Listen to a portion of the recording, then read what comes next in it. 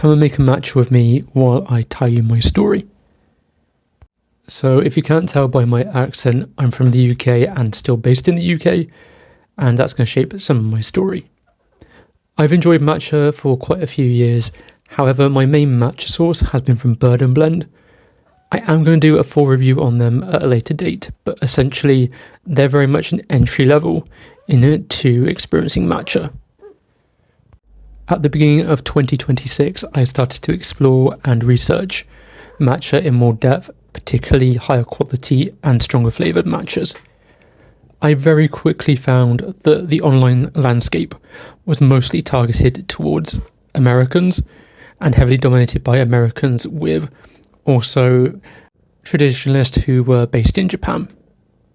I'm not saying there's anything wrong with either of those, but when it came to UK matcha and UK people on social media with matcha, it was very lacking in that department, and I found it really hard to get really decent information and also to find some really good UK brands.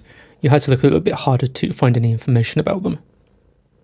Personally, I prefer nutty, more umami flavours of matcha.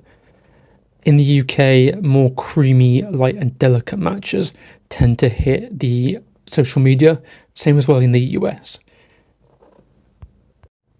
And then that leads me on to making my own social media accounts. I'm exploring many different matcha options, mostly within the UK and also from Japan. You've seen some Japanese matchas hitting my pages recently as well. And I really want to explore these and kind of cut through some of the noise out there that's coming from a lot of the American matcha girlies, where they're making matcha lattes with extremely expensive matcha powder that's mostly really light and delicate in flavour. So here we are. Join me as I explore these different kinds of matchas